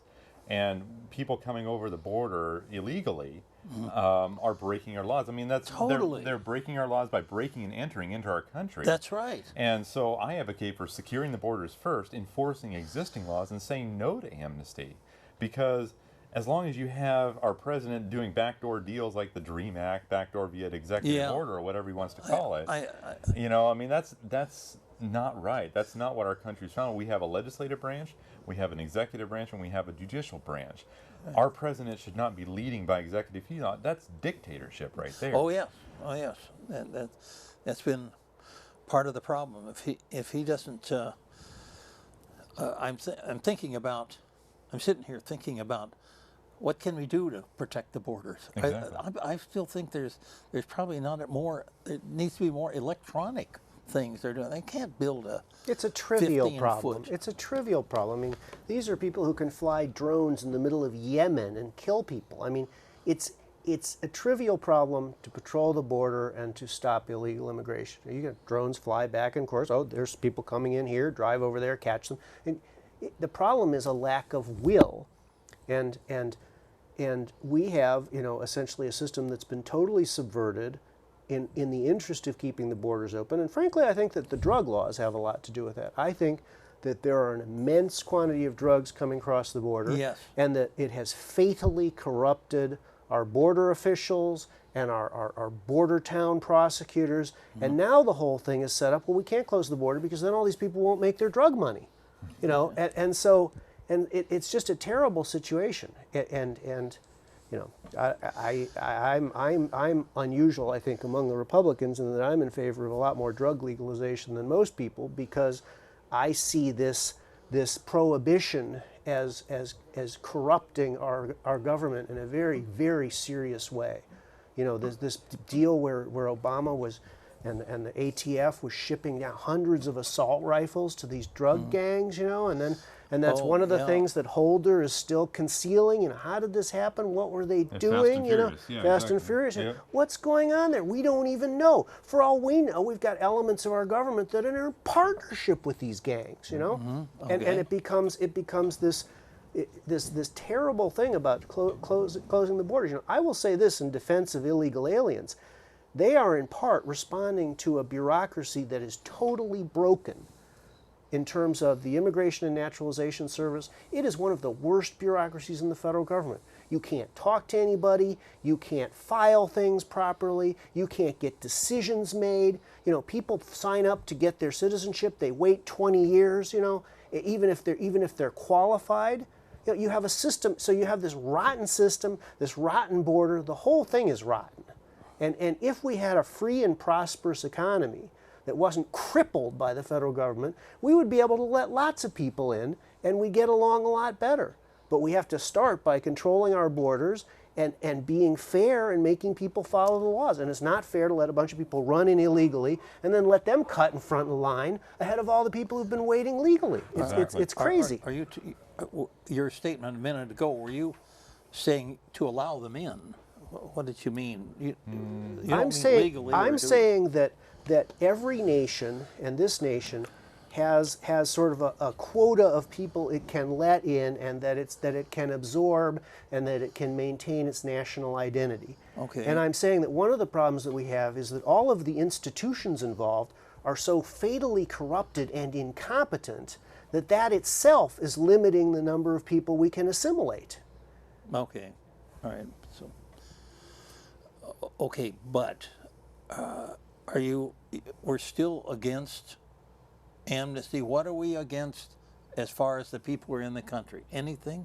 They need to follow our laws, and we need to enforce existing laws. Right now, we have a legislator and executive that's not enforcing our existing laws. He's not doing his job, and we're not enforcing existing laws. Okay. And instead, you have people like the Gang of Eight that are trying to come up with new laws. Well, enforce the existing ones first. You know, don't come up with these Dream Act schemes or whatever it is you want to call it. If we enforce existing laws, then the problems would go away. But when enforcing existing laws is not being done right now. So. Yeah. Okay. So do we want to try to I want to back up to an example here in the city of Portland. This was over, I don't know, this was what, 4, 5, 6 years ago. There was a raid on the Del Monte plant by the I remember that. Yeah. ICE. Okay, and okay, so all those people, they were all nervous, and they got them out here, they got them away, or they did whatever they're supposed to be doing with people that are in the country illegally. But what got me is all those jobs were filled within days by Americans. Really, that's no other word for them. American workers to fill those jobs. It was very impressive, that one story. And I just, I keep thinking, it makes me mad because I know people, every one of us knows Somebody who can't Spanish, find a job. Spanish people, Hispanic people, and are they legal? Are they not legal? You're kind of curious because you don't know, and it's unfortunate. Well, if we had a functioning system, people who came in here and were law-abiding, hardworking people could have a path to citizenship, and we don't. We have a system that's just completely broken, and so, and I understand that people are upset about that, and it's tragic that the answer to this, like every other dumb thing, let's have a 1,000-page bill and let Obama pick and choose. We can have no trust in the administration whatsoever on this issue. I mean, what was it, 2 days ago we just discovered they'd released like 36,000 criminals, hundreds of murderers, sex criminals. They were held for deportation, and then, well, who cares if they're murderers and sex criminals? Let's just release them because this is an administration that cares not for law-abiding citizens at all. It's all about identity group politics, and he's happy to turn these murderers loose on it if it'll get him 1/10 of a percentage point of some vote, according to his political advisors. We need Republicans who are willing to stand up in Congress and say, yeah, we'll treat the immigrants fairly, but let's start by building trust by getting control of the borders. Then we can talk about what to do with the people who are here. Yep. But right now you have no credibility. We can't trust anything you say. We vote 5 times to build a fence. We never build it. Forget it. Prove that you're serious about controlling the border, and we'll come and see what we can do about treating people fairly here. I mean, there is a trust gap right now in our government. There's a credibility gap there. It's overwhelming. Congress's approval rating is in the single digits. And we just don't trust Congress. I certainly don't trust the president either because he's breaking the law. Okay. But the point is, we don't trust him because they're not being effective. They're passing laws, yes, but our president is not doing his job to enforce those laws. Instead, he's off on his own little tangents, doing executive fiat and executive action and executive order, whatever he wants to call it, leading like a dictator. And we need to get him to actually start following the law. And I'm willing to get up there and hold them accountable. I'm not afraid of the liberals. As indicated in that recent Willamette Week interview, I'm not afraid of the liberals. Okay. I'll call them out. They were writing blah, blah, blah, blah, blah on the pad. Right. I'll call them out on that. I wish I had that to show, but it took a great deal of whatever. But I'm not afraid. We need to stop being afraid. We need to stop walking on eggshells and stop this oversensitivity to political correctness, because it'll be the death of our great nation. Our nation is strong. We're built on strong American character, and we're built on strong American work ethic, and that's what we need to get back to, because the way we're going right now, it's going downhill, and it's going downhill fast. And all I can do, as I said, get in there, start rolling some heads, start holding people accountable, and get them to actually do their job instead of just doing the establishment party line stuff that they're doing. And we need to have someone that's willing to stand up and actually have a pair and actually stand up for their principles. That lack of a pair is one of Mark's great qualities is that he's got a pair, and And we've got so many congressmen there, that like this Lois Lerner woman from the IRS, just out there fighting. And she kind of, well, we can't give you the emails for 6 years. And the answer is simple. Okay, we're throwing you in the jail in the basement of the Capitol until we get the records. It's that simple. That's how Congress used to be. They didn't take crap. And now we elect all these milquetoasts who are, oh, well, let's send a few letters and da-da-da-da-da-da and wait 6 months, and maybe after 2 years, after everyone forgets about it, we can move on to something else. I mean, forget it. If you've got these creeps coming in and telling Congress, no, we're not going to tell you anything. You're just congressmen. We're bureaucrats. We're on some higher level. Screw that. Throw them in jail. Congress can do it. Yeah. Okay, you're right. I still that bothers me about the IRS because you know what I'm thinking? They haven't done anything. Exactly. If they've done anything, why hasn't it been on the news? Why haven't I heard about it? Exactly. As I said, it's these aren't the droids you're looking for thing is what they're doing. Okay. Nothing to see here. Move yeah, along. Exactly. I mean, you had the IRS targeting our conservative groups. They're targeting groups Yes. based upon a Incredible. political belief. And that's not what our country. That's tyranny right there. You want to call a duck a duck? That's tyranny. Yeah. And It's you worse. Yeah, exactly. You shouldn't be targeting conservative groups. The NSA shouldn't be spying on us, as James has elaborated on in the past. And as I said, we're on the path going away from freedom. Mm-hmm. We need to get back to the path of freedom. I mean, our country was founded by God-fearing Christians, and one thing that I've embraced is God in my life. I have faith. I have God. I believe in God. Okay. And our founders believed in God. They weren't shy about saying their belief in God. Mm-hmm. And it's just what I believe in. And I feel that God has a plan for me. He's guiding me on the campaign trail here. And we need to get back to having morals. Right now you have the moral fabric degrading in our country. That's right. We need to get back to being a God-fearing American people Mm-hmm. that have morals, that have work ethic, that actually want to make our country stronger instead of just sponging off the system or being dependent on the system and the system being corrupt in itself. Okay. I've got to go back to one point you were making about Obama. I was convinced here a while back something to do with the DREAM Act or a similar thing like that. He was doing it to get votes, Hispanic votes. Yep. And I thought, Pandering. how more crooked can you get than Exactly, that? Does anyone else see this? Oh, yeah. You're doing it just to get the votes. Well, yeah, I mean, and all politicians will promise things to various groups to get votes, but I don't think we've ever had a regime before that has been so committed to illegal votes.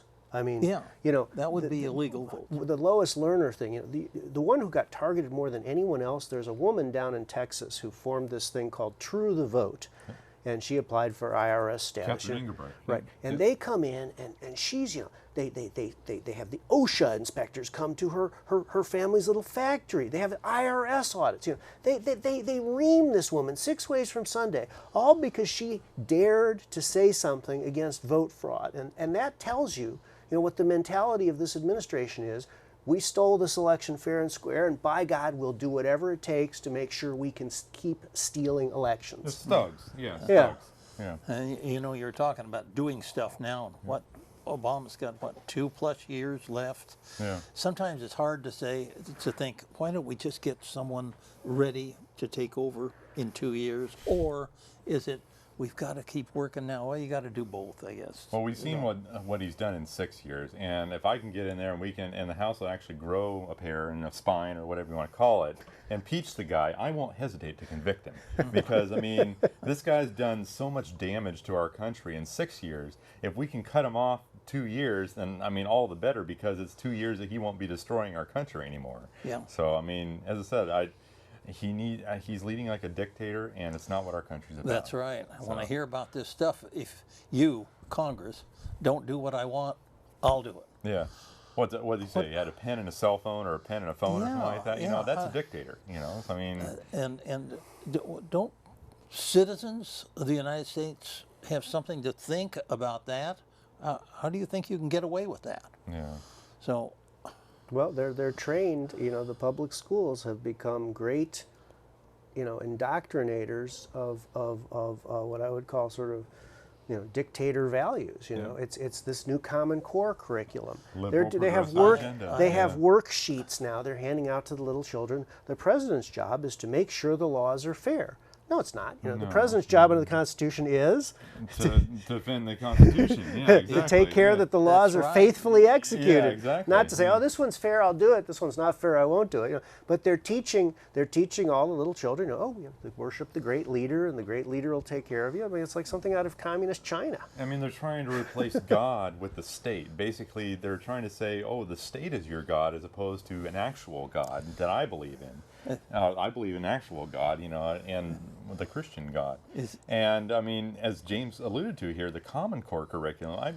I have two daughters myself. Yeah. They're 10 and 11, and they're bringing home homework here on their math homework. When I was going to school back in the 80s and 90s, and you either had a right or wrong answer. Right. And now they're bringing home homework with things on their homework saying, what's the reasonable answer to a math problem? It really says that? Yeah, exactly. And I'm thinking to myself, the bank isn't going to care what you think the reasonable balancing your checkbook is, or the IRS isn't going to care what you think the reasonable amount of taxes you want to pay. It's either right or it's wrong, and that's it. Okay. So I was going to ask about schools. Yeah. So going into that a little bit further, I wonder if is he trying to change it nationwide? It's a liberal progressive cookie cutter agenda. Yeah, exactly. Yeah. It's so hard. A fundamental transformation. Yeah. It's tyranny, is what it is. Yeah. Socialism, tyranny. Well, people are rising up all over the country and beginning to run for school boards and local offices and just saying, we've had enough of this stuff. This is just nutso. And that's what it'll take. I mean, we're going to get ground down pretty low into the dirt, I think, before we finally turn this thing around. That's right. We're Americans, and we're strong, and we're not afraid. So. Yeah. That just needs to get out there in front. I know that it's like you say, it has to start somewhere. Yep. And it's we got to get out there and take action. The people on the school board, they make a difference. People going down to the city council. I noticed where there's a bunch of discrepancy or something going on to do with the city, and we have. It's just kind of a little bit going sideways. I've had the people here from the water board trying to get that going. What we're trying to do is get the reservoirs used again, because there's nothing wrong with them. Oh yeah. And there's something in the mind of the people in the Water Bureau down there that has put them to make this huge thing up there at the. It's in their pocketbook. Exactly. It's there's a bunch of rich people who are going to make a pile of money building a bunch of crap that we don't need, and those people are all over this process, and every one of them who's who's got their little leech-like mouth sucking on the Water Bureau, you'll see their statements in this voters pamphlet. Oh God, we can't possibly have voters voting for a water board. You might not keep shoveling the money into our pockets. It's terrible. That's right. That's right. Because they're building an old thing over interstate, another huge building over there. I mean, I don't want to begrudge the Water Bureau if they really needed to do their job right. Begrudge them. They don't need a $12 million building. There must be wasteful spending. Yeah, exactly. Yeah. Well, that's a lot less than. Other people all over the city are hurting. They're worried about where they're going to have enough money next month to pay this bill or that bill. And these SOBs, have given us higher water rates than a city in the middle of a desert, Phoenix, with right. all of this idiocy. Phoenix, right. Right. No. How that happens. And then we're trying to get this LT2 something, just a matter of getting something passed, and we can't get that. LT2, I don't know what you're talking about. It's a waiver. The waiver, does that ring a bell at all? The waiver for the open reservoirs, or which one? To get the open There's other cities. Other cities have called up the EPA. They've had their senators call up the EPA. This is stupid. We don't want to do it. Okay, don't do it. In this city, it's like, oh, we can't possibly fight with the EPA. We'd rather go out and spend millions and millions of dollars so we can make our rich friends lots of money. That's exactly the way it's been. That's exactly the way. Sad, How do you- sad but true. Yeah, yeah. No, that's right. That's right. Well, let's see. I don't want to lose time on something else you may want to, you may have wanted to cover Yeah. or whatever. It's your show. Ask us yeah, what you're interested in. I know, but okay, that's why I bring you here Yeah. to talk about what you want to talk about. Oh yeah, oh yeah. Okay, now again, here's a ballot with Mark's name on it for United States Senate. Right below it, James Buchel. I suppose if everybody didn't vote for you, you'd still go. Right. for So we next- should let Mark talk because he's got a tougher race than me. Oh, sure. Well, I'm for that anyway. Yeah, we got 5 people in my race, and I recently had to say, I got some recent press coverage here on a video that went viral across Yes. the nation, the Willamette Week video. I wish we had it. Yeah, basically what that was is I called a person out. I called the reporter sitting across from me, this Nigel Jacquis guy. He's supposed to be like a Pulitzer Prize winner, right? And so Okay. he was writing blah, blah, blah, blah, blah on his notepad as a fellow candidate who was on the speakerphone, wasn't even in the room, was giving a very detailed and descriptive answer. And I was raised to embrace honor, integrity, and character. I was raised to embrace respecting people. That's I right. internalized that. Okay. And I saw this on his pad, writing blah, blah, blah, blah, blah, being disrespectful. I called him out on it. And then they fire back at me for calling him out on it by asking me silly questions like, what's your take on the Easter Bunny, you know? And I think they asked me that question because I insulted their climate change religion, you know, and Oh, that's right. Where I said it was a myth. I mean, they called it global warming, they called it climate change. I guess I heard on Wilcow earlier today they're calling it climate chaos now.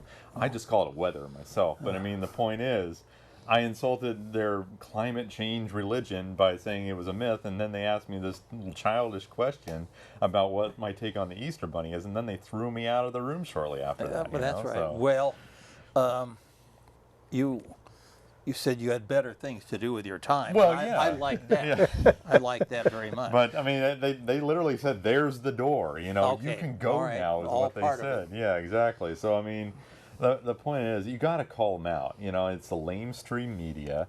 And I was looking at their website on they tried to put a rebuttal to what I did in their interview. You know, and I'm looking at the 2,600, 2,700 comments on there. And all of them are against them and supporting me. Okay. I mean, they were saying like Callahan has integrity, Callahan has honor, you know, and Okay. character. And Callahan did the right thing. I'm looking at these 2,700 comments, and these are their readers making these comments. And they're against them because they realize that what Willamette Week did in this Nigel Jacquis Pulitzer Prize winner, he did was a bonehead move, you know, it was disrespectful. Yeah, that's right. So. Okay. Is there anybody want to talk about this, the rally? Oh, sure, yeah. I know that they can't see it, Okay. but you have, if you need to talk about it. Yeah, basically what happened there is another liberal, far-left liberal organization, the Portland City Club, is holding a U.S. Senate candidate debate on Friday the 16th at Oh, okay. 12:15. I think it's at 6:15 or 614 Southwest 11th here in Portland. Yeah, I know. And I wasn't invited. I'm a formally filed candidate. Really?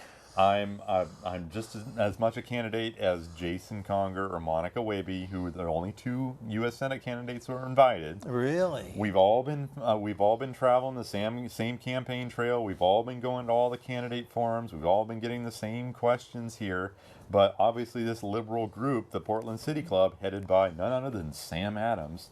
You know, doesn't he have So some it sort- is him. Yeah, he's I the thought he executive dropped direct- totally out of He's the sight, executive so- director of this city club. You know, and Okay. the guy is not honorable in my opinion from what he was doing in office when he was the Portland mayor. Or But who the point he was doing. yeah, exactly. But the point is, Okay. we're planning a protest, and I'm going to go there anyway. I'm going to probably sit in the audience as an audience member and probably shake some hands and talk to people after the actual debate. But we're planning a protest. We're going to because I was excluded, and so were the other 2 candidates, Joe Ray Perkins and Tim Crawley. We all excluded. This is deja vu because the same thing happened at Dorchester a couple months ago. And it's not right. It's not honorable. And the liberals are all about fairness, and it's not fair. Hey, we're through. Okay. want to thank my guest to my right, Mark Callahan, to his right, James Buechel. They're on your ballot, and I hope everybody out there has a ballot and can mark it and turn it in, get it in time. I want to thank our crew for making it possible for us to do this. And we'll see you again next time. Thanks for watching. Thank you. Thank you.